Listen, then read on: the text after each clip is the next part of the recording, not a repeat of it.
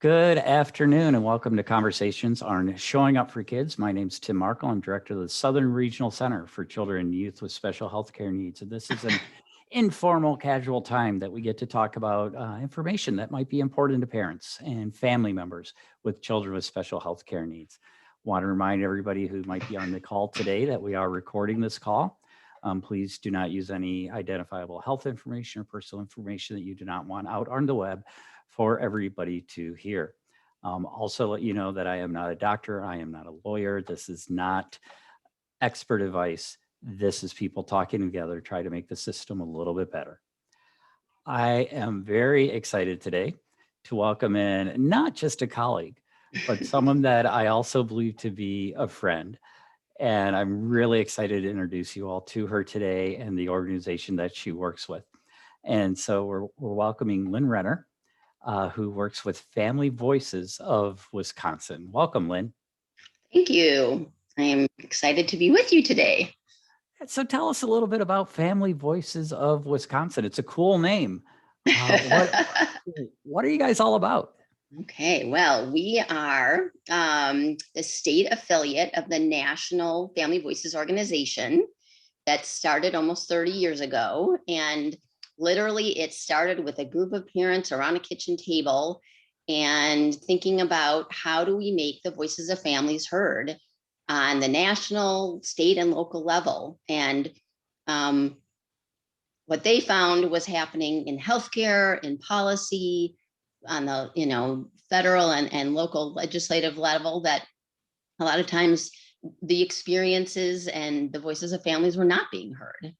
So, and actually we have a couple of our board members who were there almost 30 years ago, who were, young parents of children with disabilities who really wanted to be a part of systems change.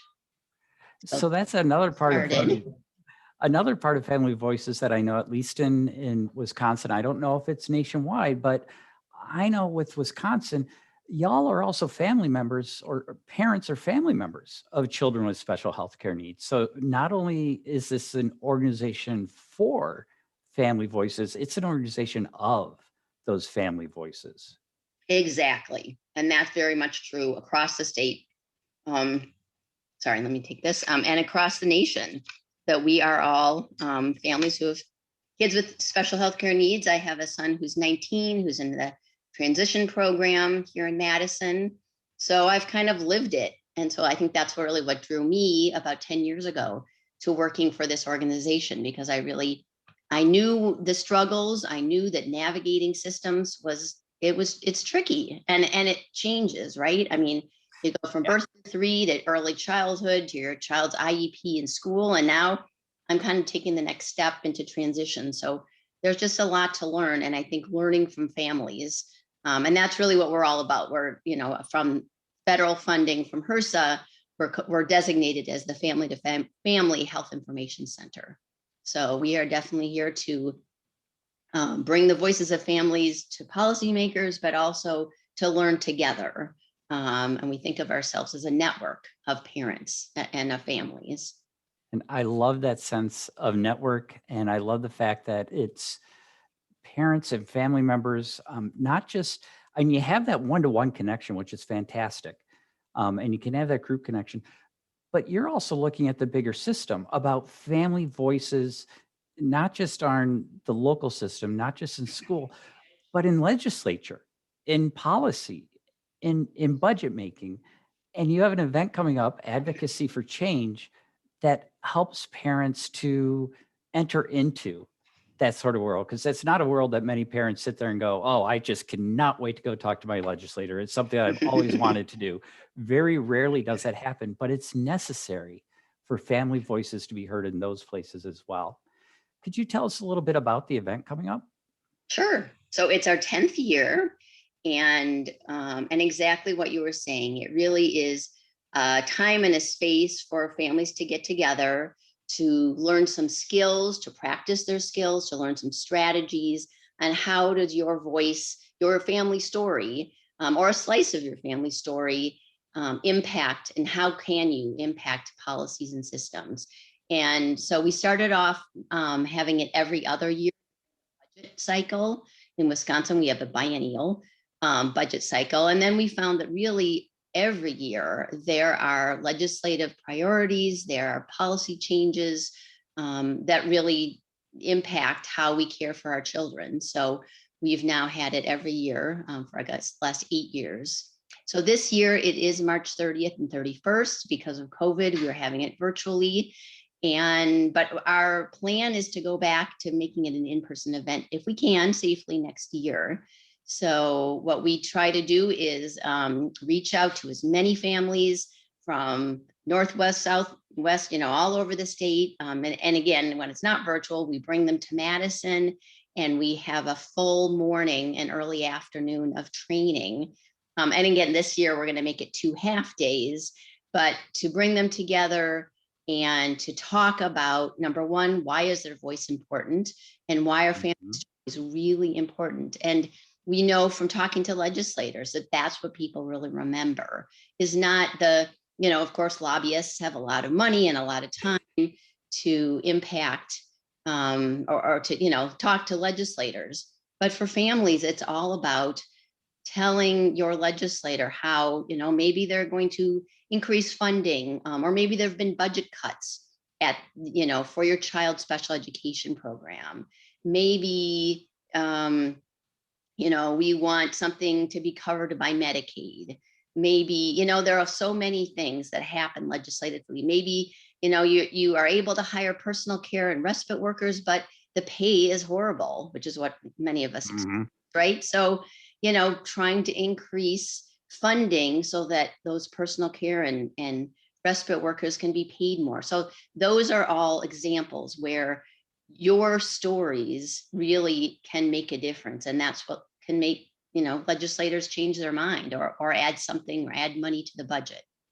So anyway, so what I was going to say is that we bring people together. We talk about the budget priorities for that year. And then we also tell them specifically, we have an issue briefing time where we have policy experts come in and talk about, in special ed, in children's mental health, and in children's long-term supports, what's happening, what's in the budget, or maybe what's not in the budget that we really want legislators to know about. And then we spend some time one-on-one with people, having them take that slice of their family story and pairing it to a specific ask.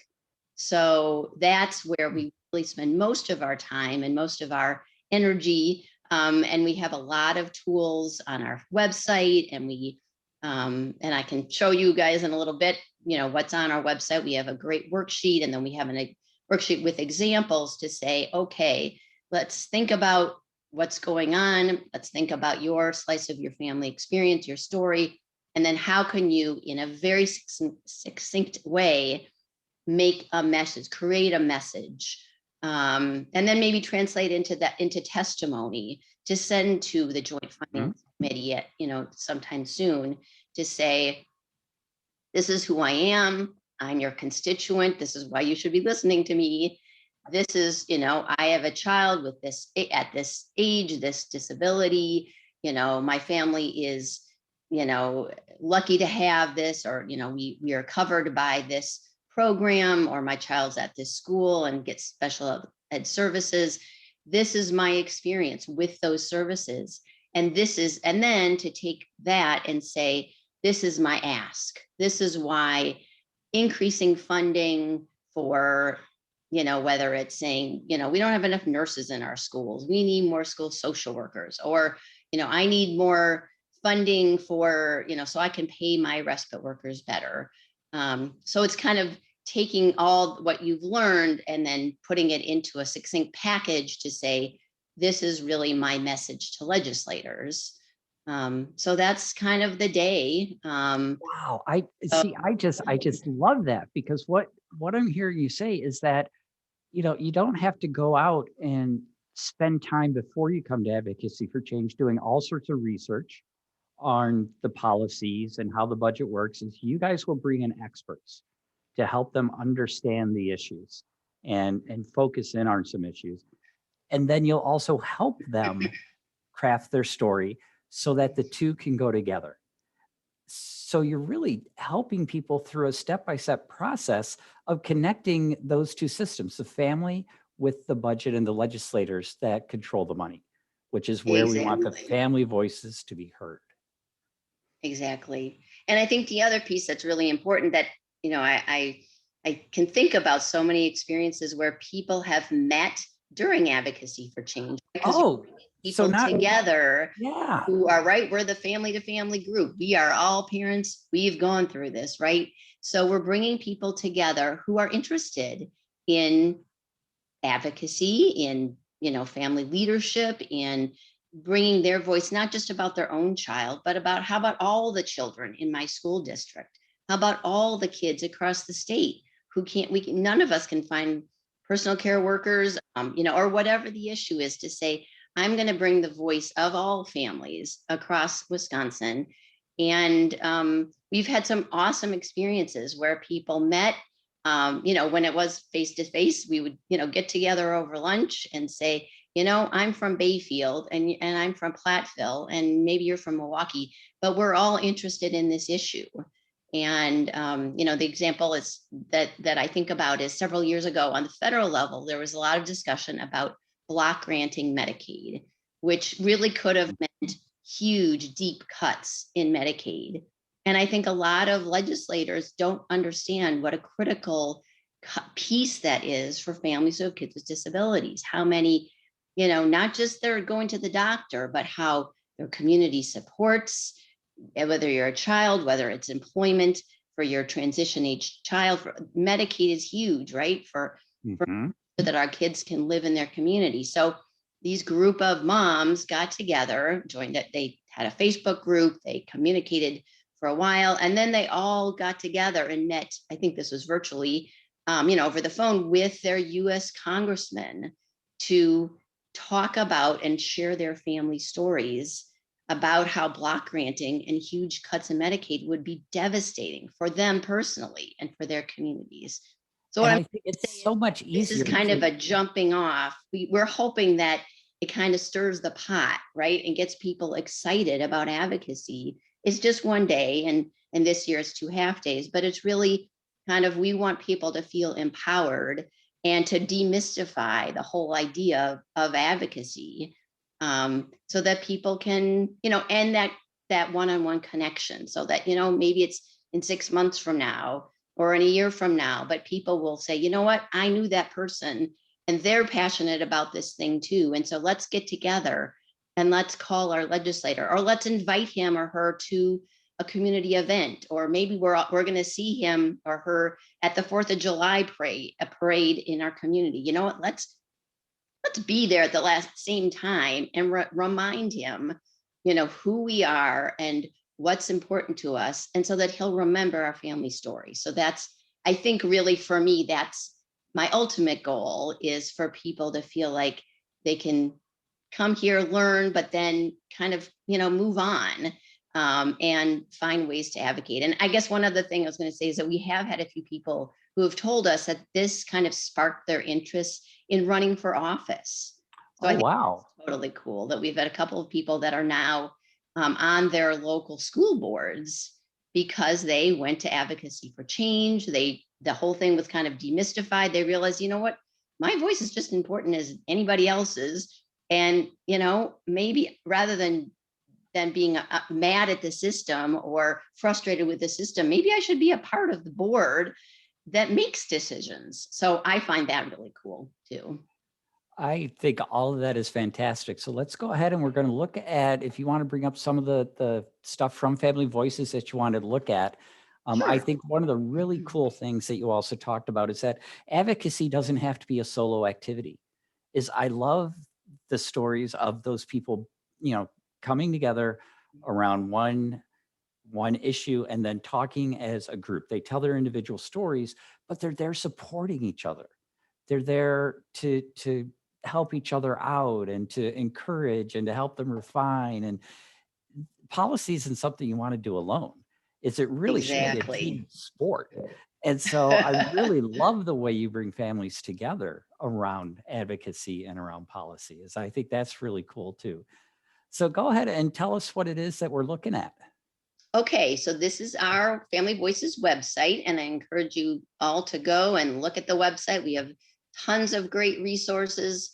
I might not go there right now, but we have a resource library, and we have over 30 fact sheets. We have online trainings. Can And I just stop you for a minute about the sure, fact sheets? Let's just talk briefly about the fact sheets, because I love the fact sheets, because the way that I describe the fact sheets is it translates legislative talk and policy talk into family language, into ways that families can understand what they are. And I just think that's one of the coolest things, because so many times we just have links of, go to this page, it'll tell you all about this program. But you get there and the language is written such that you just can't make heads or tails of it. And it drives me absolutely, it just makes me very, I don't like it. And so you guys take some of those and you make it so people like me can understand them. I love that. well, thank you. Yeah, that's exactly our point, is to kind of take the jargon, the legalese, the kind of sometimes what DHS or DPI or other agencies need to, they have to put it in their legal language, but we can kind of take that and translate it into a question and answer sort of thing, or really being families. And we also, a lot of our fact sheets come from hearing from families at trainings, through the regional centers like yours, Tim, like what is confusing, what doesn't work. So we take those, kind of from that family perspective and write quick 2-page fact sheets that also give a lot more, to learn more, go here, see this agency, go here, go there, but, or, call this person, but really can give you the nuts and bolts of, things like, does my child qualify for diapers? Well, yes, but, you have to think about Mhm. age 4 and okay, well, maybe they qualify, but then what? What does that mean? Like, how do I, I'm eligible, but how do I actually get them? And what does that, so what does that look like? So I think those are the sorts of things. And you can see we have a series on children's long-term supports, and that goes from, a general, what is CLTS, to is my child eligible? So they're eligible. So now what? And kind of brings you through all the stages of having a child who could qualify for long-term supports. We So, have, so this is, I know this is a horrible question to ask, Lynn. It's something you should never ask family members, but you have so many fact sheets right now. Is there one besides the children's long-term support waivers that you're like most proud of, or that really took a complex issue and brought it into families' language, or just one that you're personally like, this one, this is like my favorite fact sheet? We'll never tell people who our favorite children are, but do you have a favorite fact sheet, or one that just strikes you as this was important? This took a lot of work, but it was worth it. let's see. Ooh, that's hard. Honestly, I think because I'm personally going through transition Hmm. with my son, I think some of our newer ones on transition have been really timely and really helpful. So, some of the transition, the health coverage options for transition age youth, some of the, we have one on working with a fiscal employer agent and working with an IRIS consultant. So for me, those were totally unknown. And again, I've now worked in the field for 10 years, but they're saying, oh, guess what? Your son's not going to be in the nice supported hands of your CLTS worker Right. anymore. You have to choose between Iris and family care. And by the way, you're going to have this new worker, but they're totally different. They're not really like a case manager anymore. They can do some things, they can't do other things. It's all self-directed. And like, oh my God, what does that really mean? So Right. I mean, it's a whole new world. it And definitely the, is. the fact that you have these fact sheets to help parents prepare for that world, so they don't just get to 18 when everything changes and then they're stuck going, what is this place? Where have I ended up? Is these fact sheets can help them prepare for that transition. Exactly. I love that. Oh, Um, okay. So I'm so going what to show else do you you our got? Advocacy for Change page. We worked Awesome. really hard on this. And as I was saying to you, Tim, before, in the past, it was a live event, and it was awesome to all be in the same room to hear from policy experts. We have loved having Lynn Breedlove, who's really nationally known as being he gives a advocacy pep talk about really why our family voice is important. So we've heard from him, but it was just for those 35 or 40 families who were able to come to our training. And this year we pre-recorded that keynote. We've pre-recorded a lot of information. So it's kind of more accessible now. So I'm excited about that. So anyway, so this is our, if anyone's interested, you can still register till the middle of next week. So that's where you would register So now. until that would be March 22nd.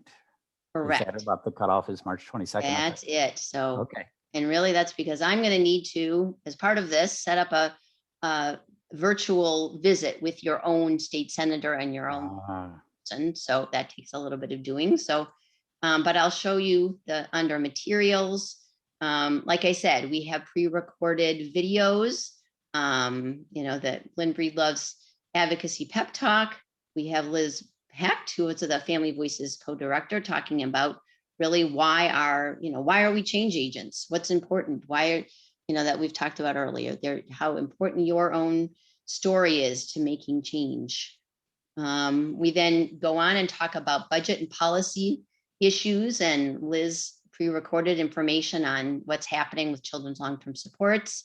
And then we've had Joanne from Disability Rights Wisconsin talk about what's happening in the current state budget with special ed and children's mental health, really specifically looking at school-based mental health services. And then we have some great background reading. Some is a little more in-depth, it's kind of optional, but it will just give you a really good grounding in what's happening right now with the budget and policies.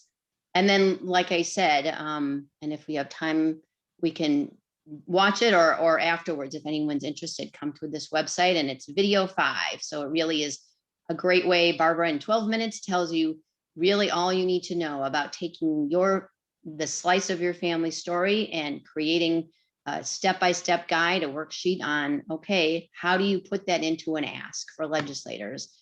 And you really have to think about what can legislators do something about, right? I mean, if you go to the say, I want something locally done, well, they can't always, or I want the whole Medicaid program to do X, Y, and Z. Well, they can't, that's kind of a federal thing. So you also have to kind of know what your legislator can do something about, and that's your ask. That's a great point. Now, let me see if I'm understanding this right, though, Lynn. Is right now this page is live. It's out there, not just for registrants of the Advocacy for Change this year, but people listening to this now could go to a link in the chat box if they could see the chat box, whatever, but they could go to the Family Voices website and they can listen to Lynn Breedlove give that introductory talk. They can learn from Liz Hecht and Barbara Katz, the co-directors of Family Voices, who have been doing this for years and are family members and experts in this field. That's open for anybody to go learn more about these policy initiatives, even if they can't make Advocacy for Change. Absolutely. And I will definitely send you the link afterwards. So, right. And like I said, I think it's that developing your message and delivering it to legislators. And then the other piece, and I can send a link, is we talk about more broadly at the end of our day. And we talk about ways to engage in systems change. So maybe not, maybe for some people, going to Madison, coming to the Capitol, meeting with your state senator isn't what you want to do, but think about other things you could do. Maybe your child's a part of the Children's Community Options Program. Well, there are county advisory committees for those CCOP groups in every county, and they're always looking for parents.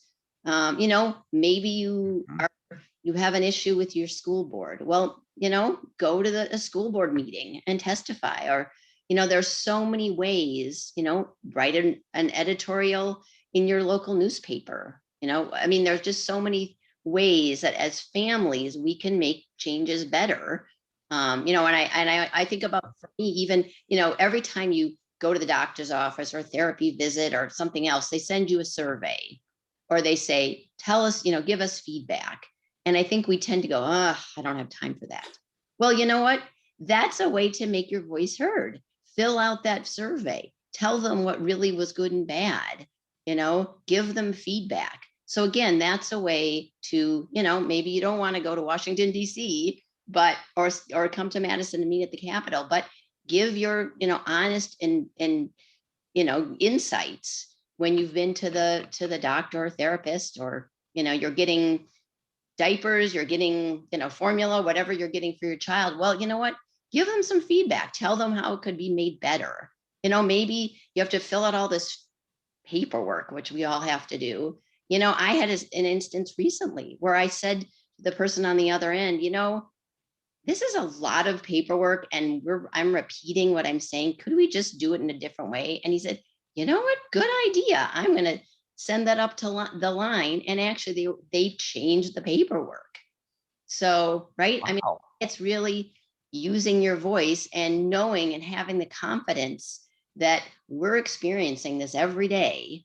So, those people who are the providers who are serving families with kids with disabilities, they do want to know what's best for us. And we know, what works and what doesn't. So, I guess my point is that our day is about more than just, this one budget. Right. See, and I love that, more than one budget, but you also bring out the important point of the fact that this is what you're living. You're living this every day. So you have this point of view. The legislators, the school board members, the doctors, they also have their point of view. They're looking at it from a different angle. And what seems obvious to you may not be obvious to them. And they're not going to understand it unless you share your point of view, unless you share what you're seeing. And so both sides have to be open to those different points of view. And then they can help each other look at the big picture and figure out what the reality is and how can we make it work for everybody involved. What I'm hearing you saying, it's not about I want my way. It's about I want the best way for my children. Is I want the system to work for everybody. And there are things that we can do to help change the system. The system is not perfect. The system does have places where it can be changed. And here's how it affects us and how we want it to change. Exactly. That's exactly. So that's why, I'm excited that things will be on, things are, on our website, videos are there. I'm hoping people will share them with others. Certainly if you want to attend, we'd love to have you on March 30th and 31st or next year. So there's still space for this year if people want to attend the virtual event. Okay. But, if it doesn't work for this year, please use our resources, find ways that you can advocate and the levels that work best for you. And again, I'm hoping that our resources will help you have that confidence and find ways to use your own experience to make changes. Yeah, you know your child, you know your experiences, and that's what you're being asked to share. It's that expertise. And do it with a partner. Do it with another family. Do it together. Absolutely. Man. It's so much more fun. Even though we may have to wear masks and it may be through Zoom, we can still do things together and we can still support one another. And that's the other thing that I love about Family Voices is you guys are huge on parents coming together with parents. Exactly. Any final things before we end? I know we didn't get a chance to see the video, but I really want to encourage people to go and listen to Barbara. She's a fantastic teacher. And so I think you'll really get something out of that. We'll link that along with, I mean, there's just more on there than I thought there were. This is me admitting as someone who's coming online going, I did not do all my homework. Yeah. Because there are some really cool videos there that I didn't know existed. Well, good. Yeah. I mean, that's why we do what we do and why we're passionate about it, is that we really want to help others because, right, we've been through it. We know that there are barriers, there are things that just seem confusing or, and we're all busy. So, I mean, I think that with our fact sheets, with our online trainings, with all of our advocacy resources. We're really hoping people will, whether it's 8 a.m. or 8 p.m. or weekends or whenever, get on and watch those videos or look at our fact sheets and share them with friends. So, to kind of, I think we're all, we're kind of making our way through navigating new and different services. So that's why our resources are there to help families make that easier. Well, and as you've learned with your son, and as I've learned with my son, it is a process of growth. Is not only are our children changing, but we're changing and the system is changing.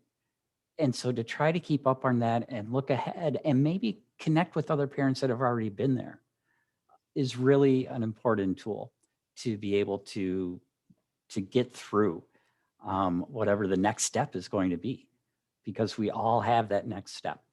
Is we're all going to be taking that next step. And so by leaning on each other, we're going to be able to be successful in that.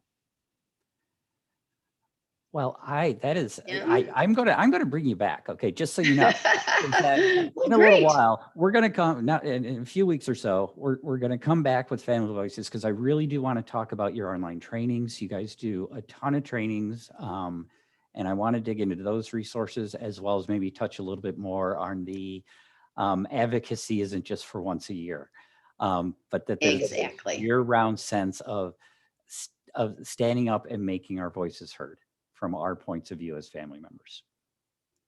So will you come back in a couple months here? Absolutely. All right, then. Thanks for inviting me.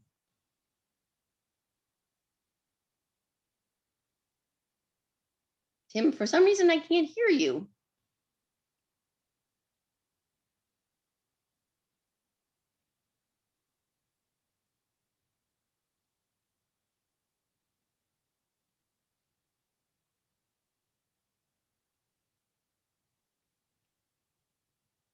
All right. Thanks, Tim.